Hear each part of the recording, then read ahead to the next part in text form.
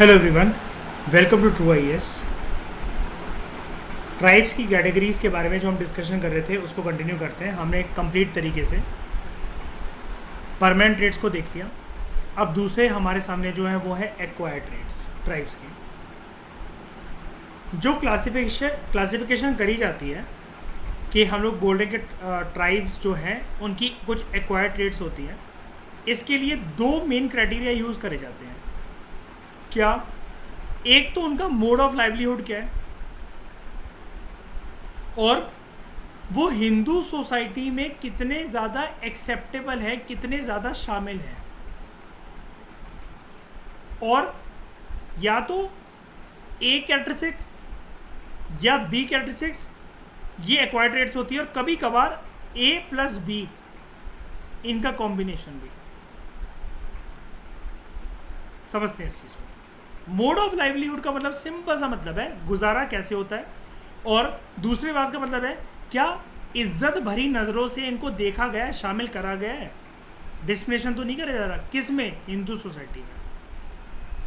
तो on the basis of livelihood tribes को हम लोग कैटेगराइज कर सकते हैं into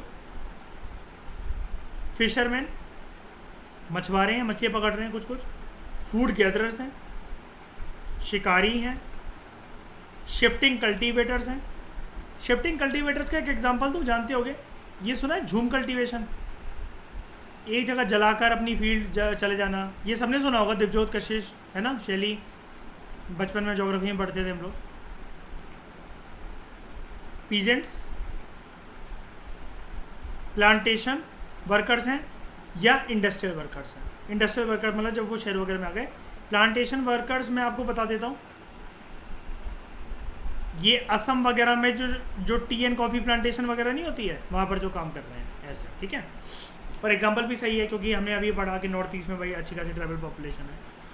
however the dominant classification both in academic sociology as well as in politics and public affairs, यानी कि राइटर आपसे ये कह रहा है कि ऊपर वाली बात तो ठीक है, वो भी एक्वायर्ड ट्रेड है, लेकिन एक्वायर्ड ट्रेड को ट्राइब्स की जब हम लोग सोशियोलॉजी को थ्योरेटिकली पढ़ते हैं या राजनीतिक तरीके से हम लोग देखते हैं ट्राइब्स को, या ट्राइब्स का इंटरेक्शन कितना है पब्लिक अफेयर में, हम लोग ऊपर वाले पर ये जो क्राइटेरिया ए है मोड ऑफ लाइवलीहुड, इसको कम इंपॉर्टेंस देते हैं।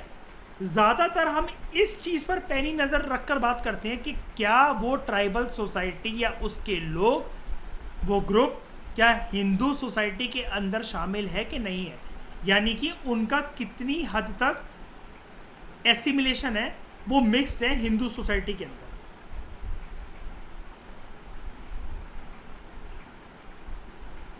तो एसिमिलेशन को कैसे देखा जा सकता है? एसिमिलेशन को सबसे पहले तो देखा जा सकता है from the point of view of tribes, या फिर डोमिनेंट हिंदू मेन स्ट्रीम की नज़रों से। या तो ट्राइब्स उसमें शामिल है या हिंदू मेन स्ट्रीम सोसाइटी ने ट्राइब्स को शामिल कर लिया। ट्राइब्स के पॉइंट ऑफ व्यू से ये देखो, from the tribes point of view, apart from the extent of assimilation, Hindu society का जो एटीट्यूड है ना, ये एक मेजर रोल प्ले करता है कि मेजर क्राइटेरिया, यानी कि आप कहीं पर शामिल होना चाहते हो, आप कहीं पर किसी दोस्तों वगैरह के साथ खेलना चाहते हो, वो नहीं खिलवाना चाहते आपको। और यहाँ पर हर एक ट्राइब हिंदू सोसाइटी में शामिल नहीं हो सकती, क्योंकि यहाँ पर कंसेप्ट है concept of differentiation between tribes. कुछ ट्राइब्स खुद नहीं होना चाहती, कुछ सोसाइटी हर एक ट्राइब को इंक्लूड नहीं करना चाहती।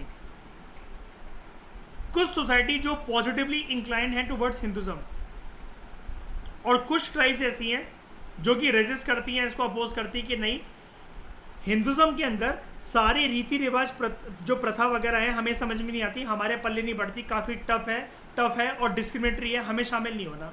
तो ऐसी ट्राइब्स नहीं होती शामिल, भले ही उनके लिए दरवाज़ा खुल रखा है सोसाइटी में, मेन स्ट्रीम कह रहा हूँ, सॉरी, हिंदू सोसाइटी के अंदर एसिमिलेट या इंटीग्रेट होने के लिए, फिर भी नहीं होती हैं। Main stream point of view से, main stream point of view मतलब सोसाइटी कितना करना चाहती है, ट्राइब्स में भी viewed in terms of the status जो उनको मिल रखा है हिंदू सोसाइटी के अंदर। मेन स्ट्रीम सोसाइटी हर एक ट्राइब को अलग अलग तरीके से स्टेटस देती है। किसी ट्राइब्स के पास हाई स्टेटस है और किसी के पास लो स्टेटस है। मध्य भारत में आप चले जाओ मिडिल इंडिया में, सेंट्रल इंडिया में आप चले जाओ, ये छोटी मोटी ट्राइब्स नहीं है, आप इनको फालतू ट्राइब्स नहीं समझ सकते, Gonds and wheels. North east में जाके आप खासीस, गारो और जैंतिया को फालतू ट्राइब नहीं समझ सकते। कुछ कुछ ट्राइब्स का इतना हाई स्टेटस होता है, फॉर एग्जांपल प्रधानमंत्री जब नॉर्थ ईस्ट की विजिट पे जाते तो वो भी उनके जो फेदर से बने हुए जो हैट होती है, जो उनके ड्रम्स होते हैं, वो एंजॉय करते हैं वहाँ पे उनका कल्चर। ये कैसे?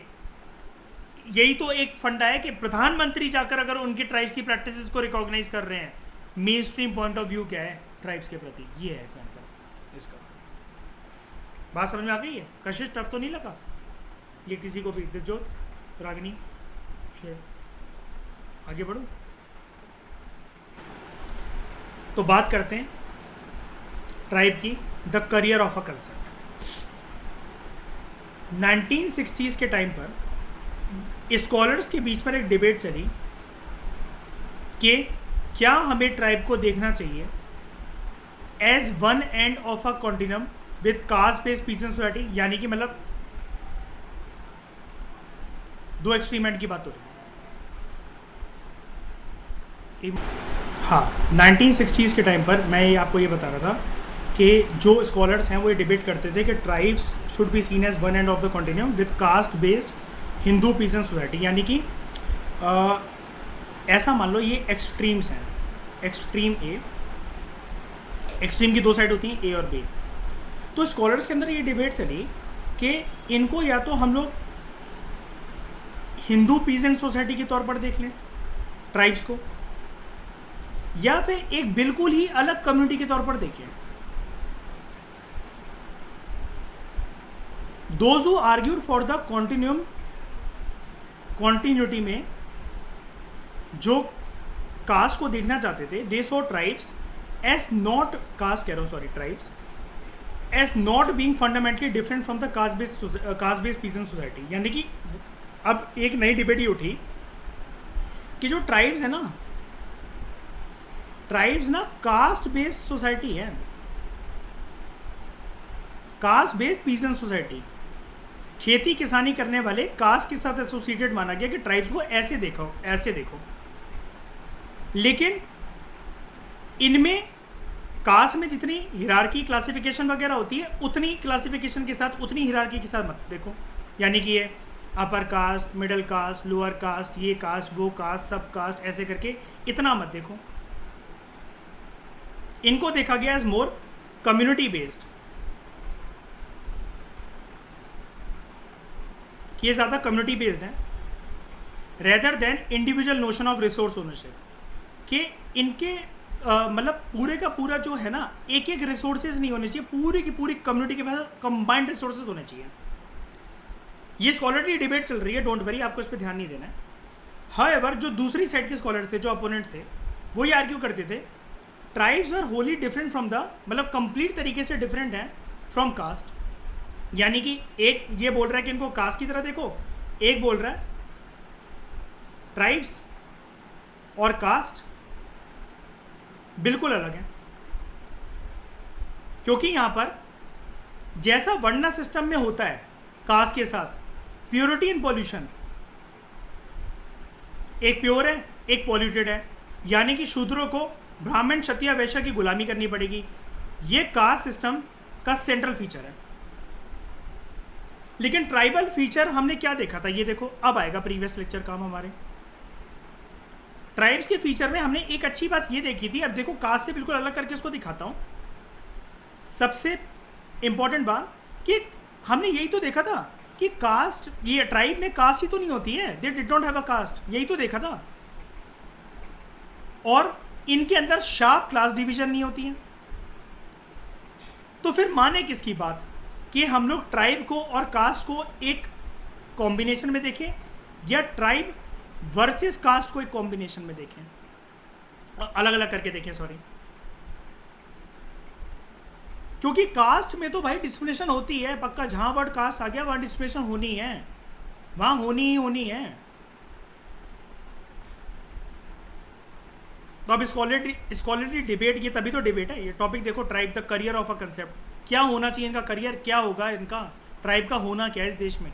ये 1960s में एक डिबेट मची, क्योंकि तभी तो अधिकार दिए जाएंगे। मैं आपको एक बात बताता हूँ, ये सोशियोलॉजी जो सब्जेक्ट है ना, और जो सोशियोलॉजिस्ट को जो हायर करा जाता है, ये पता है क्यों करा जाता है?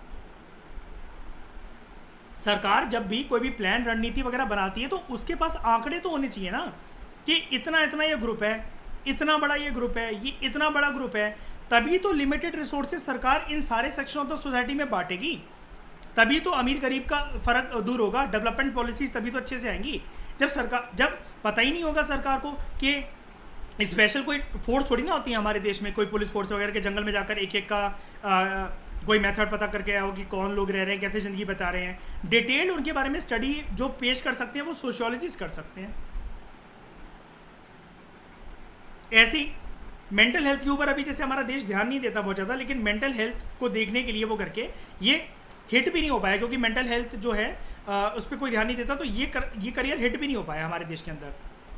साइकोलॉजिस्ट से डेटा मांगा जाता है, डेटा मिलने के बाद भी लेकिन सरकारें चुप रहती हैं, कुछ करती है नहीं। तो इसलिए सोशियोलॉजिस्ट के पास कोई अच्छी नौकरी और बहुत अच्छी कमाई का साधन होता नहीं है। इनफैक्ट सोशियोलॉजिस्ट के पास भी नहीं होता है, क्योंकि वो तो सिर्फ इतनी मेहनत से, इतनी मुशक्क़त से रिपोर्ट प्रस्तुत करते हैं, खुद का पैसा लगता है ट्रैवलिंग वगैरह में वो करके। मैंने एक बात भी बताई थी कि कहीं कहीं ट्राइब्स में जाकर बस जाते हैं सोशियोलॉजिस्ट, उनसे शादी कर लेते हैं, बच्चा पैदा कर लेते हैं, पूरे का पूरा उनका कल्चर और सब कुछ जानने के लिए। और एक ट्राइब नहीं है, कितनी सारी ट्राइब्स होती है बताओ, और फिर उनको निकलना पड़ता है धोखा देकर या कुछ भी कर, क्योंकि वो सिर्फ स्टडी पर्पज से गए हुए थे एजेंट की तरह। तो इन शॉर्ट जो आर्ग्यूमेंट है ना ट्राइब कास्ट डिस्टिंक्शन की, कि ट्राइब और कास्ट को डिस्क्रिमिनेट करके देखना है, it is founded on an assumed cultural difference with Hindu caste. यानी कि इनको ये देखा गया कि ट्राइब्स में ना अगर हम शामिल कर भी लें या ना भी करें, लेकिन ये डिफरेंसेस एग्जिस्ट करते हैं कि हिंदू कास्ट जैसा बिहेव करती हैं वैसा ट्राइब्स में ये सारी प्रैक्टिसेस फॉलो नहीं होती हैं। क्यों? घुमा फिरा के वही वाली बात, हिंदू कास्ट के अंदर जो कंसेप्ट होता है, कुछ होती है प्योर कास्ट और किसी किसी को माना जाता है पॉल्यूटेड, तभी तो अनटचेबिलिटी का फिनोमेना प्रैक्टिस होता है। ट्राइब्स में लेकिन ये नहीं होता, छुआछूत कुछ भी नहीं होता, अनटचेबिलिटी नहीं होती वहाँ पर। और हिंदू कास्ट के अंदर हिरार्किकल वाइज इंटीग्रेशन होता है। बनिया जो हैं वो वर्ण सिस्टम के पार्ट हैं, जो कपूर है, मल्होत्रा है, उप्पल है, ये क्षत्रिय का पार्ट है, दुबे है, मिश्रा है, शर्मा है, ये सारे के सारे ब्राह्मण का पार्ट है। इसके अलावा कोई भी जो है नीचे वर्ण के जो वो है, लोग हैं वो शूद्र हैं। इसके अलावा और भी हैं अति शूद्र। लेकिन ट्राइब्स के अंदर कभी ऐसा नहीं होता कि आप मतलब उनकी एक झोपड़ी अलग बना के उनको रख रहे हैं, उनको बोल रहे हैं कि जंगल के इस रास्ते मत आना, इस पेड़ को मत छूना, ये पॉल्यूट हो जाएगा। बिल्कुल नहीं, बिल्कुल नहीं। तो जो एनिमिस्ट ट्राइबल्स होते हैं, अभी एनिमिस्ट का मतलब क्या होता है? क्या होता है? ये ज्यादा इगैलिटेरियन और किनशिप बेस्ड सोशल ऑर्गेनाइजेशन को फॉलो करते हैं, यानी कि ग्रुप के साथ रहना ज़्यादा पसंद करते हैं। यहाँ पर ये ना इनके एनिमिस्ट ट्राइबल्स का मतलब ये होता है कि इनके ना प्योरिटी और पॉल्यूशन का जो कंसेप्ट होता है वो डेड होता है, ये नहीं मानते इन चीज़ों को।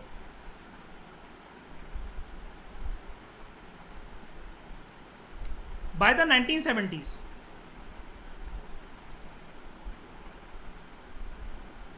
1970s तक आते आते सारी की सारी जो मेजर डेफिनेशन है ट्राइब की, ये ऐसी लगने लगी कि ये सारी की सारी बर्बाद हैं, फॉल्टी हैं।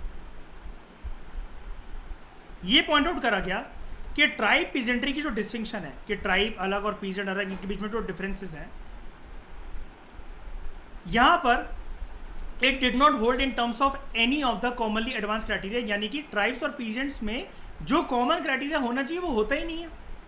तो हम कैसे इंक्लूड करते हैं? क्योंकि फिर ट्राइब की डेफिनेशन ना फॉल्टी लगने लगी कि अगर उसको कास्ट में इंक्लूड करेंगे या पीजेंट्स में इंक्लूड करेंगे या अलग करके देखा जाए तब तो फिर भी सेंस है। लेकिन पीजेंट्स के साथ ये जो कॉमनली कुछ क्राइटेरिया होता है कि पीजेंट्स को पीजेंट बोला जाता है और ट्राइब को ट्राइबर बोला जाता है, ये दोनों ओवरलैप नहीं कर रहे। ओवरलैप कर रहे हैं तभी तो हम इंक्लूड करेंगे उसके अंदर। क्या?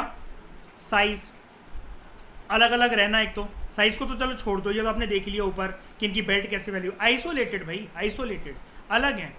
पीजेंट्स तो फिर भी देखने को मिलते हैं भाई, खेती बाड़ी कर रहे हैं, ये कर रहे हैं, वो कर रहे हैं, चाहे भले वो किसी बड़े जमींदार का काम कर रहे हैं, लेकिन इनको तो पसंद ही नहीं है कि इनके जंगल में कोई आ जाए, कहीं पर भी आ जाए, कुछ भी कर रहे हैं जंगल में, चाहे फूड एंड फॉडर कलेक्ट कर रहे हैं, टिम्बर कलेक्ट कर रहे हैं, या कुछ अपना गैदर करके हंट करके खा रही है, फिर कुछ अपना फूड प्रोड्यूस भी कर रहे हैं थोड़े थोड़े ज़मीन पर, लेकिन आइसोलेटेड है। रिलीजन का कंसेप्ट हमने देखा ऊपर, they did not practise the religion with written text.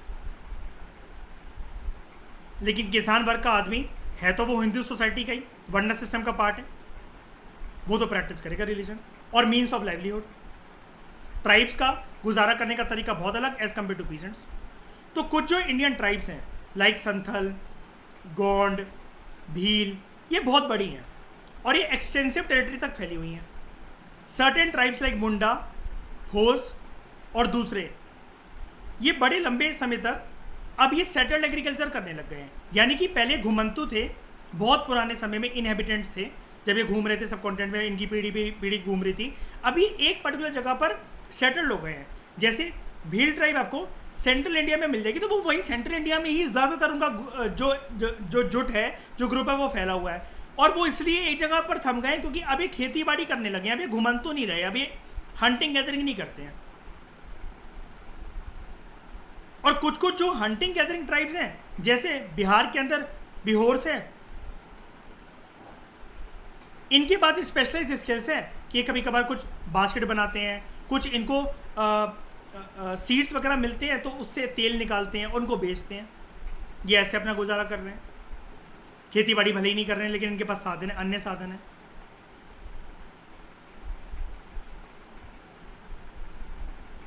तो ये देखा गया है स्कॉलर्स के द्वारा कि जो कास्ट है या नॉन ट्राइबल्स हैं, मतलब कास्ट वही ना जिसको हम लोग बोलते हैं कि ये कास्ट, तो वो नॉन ट्राइबल्स हैं। अब पैराडॉक्सिकल सिचुएशन ये कि कुछ कुछ कास्ट तो नॉन ट्राइबल्स, मतलब हम लोग यही सोचते हैं कि हंटिंग गैदरिंग हमेशा ट्राइब करते हैं, कुछ कुछ कास्ट भी वो भले ही ट्राइब नहीं है, लेकिन वो हंटिंग गैदरिंग की तरफ बढ़ गए क्योंकि वो गांव वगैरह में रह रहे हैं, तो उनको तो जीने का साधन चाहिए, तो उनको लगता है हंटिंग गैदरिंग करके हमारा तो गुजारा हो रहा है। अब ये जो डिस्कशन है कास्ट ट्राइब के डिफरेंसेस के ऊपर, इसको और ज़्यादा पहलुओं के साथ जोड़ जोड़ कर देखा जाता है। इस पहलुओं के साथ भी कि भैया कास्ट तो हिंदू सोसाइटी में मर्ज हो जाते हैं, लेकिन जैसा कि हमने ऊपर वाले लेक्चर में, ऊपर वाले इसमें देखा था, ये वाला कहाँ गया, ये तो कंप्लीट तरीके से हिंदू सोसाइटी में मर्ज नहीं होते हैं। दो Sanskritization, through Sanskritization acceptance into the Shudra fold following conquest by the caste Hindus, और दूसरा होता है एक कल्चरेशन। यह मैं आपको बताऊंगा, बाद में बताऊंगा ये मैं आपको।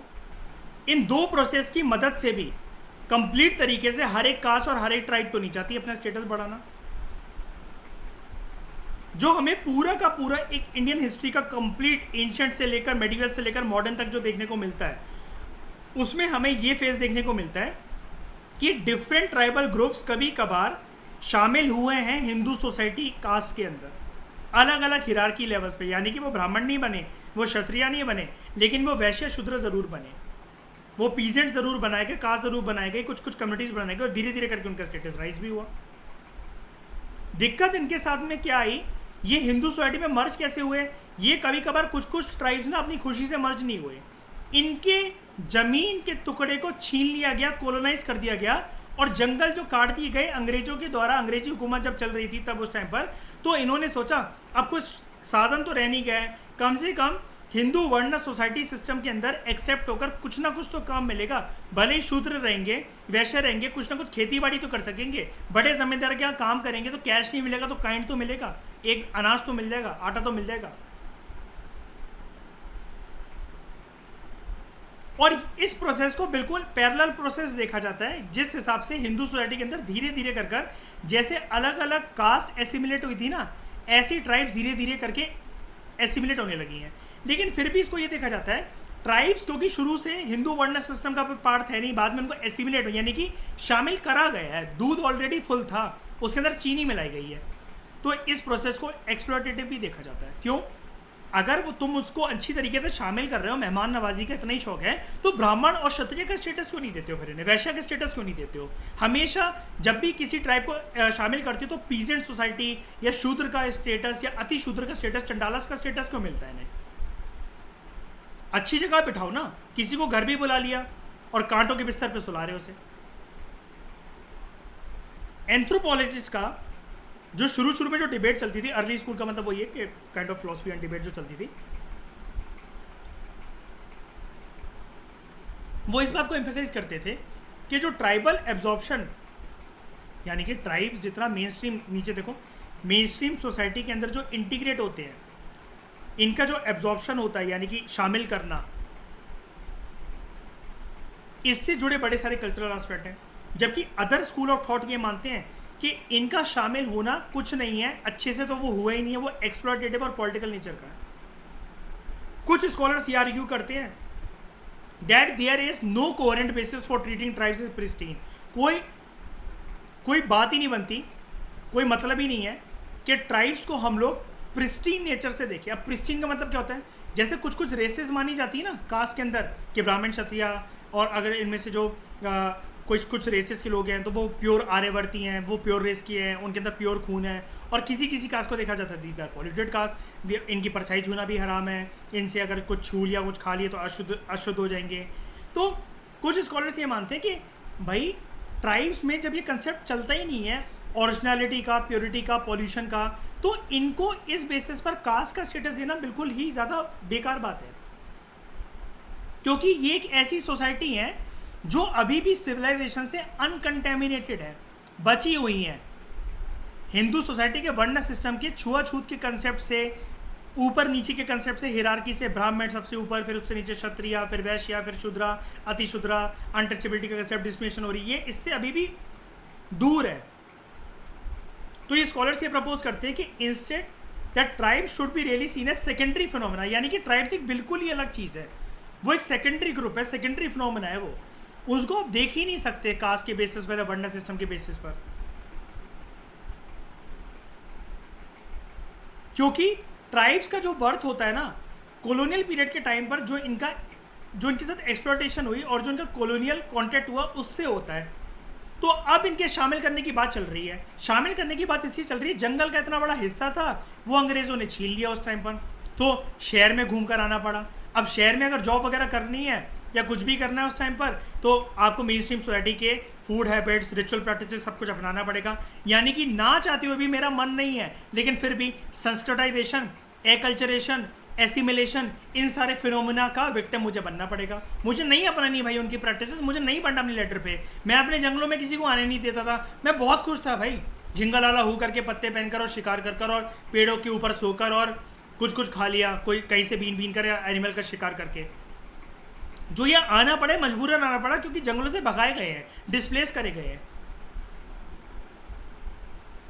तो इनका जो कॉन्टैक्ट होता है वो एक्सप्लॉयटेटिव और कॉलोनियल कॉन्टैक्ट है, ये अपनी मर्जी से नहीं आए हैं।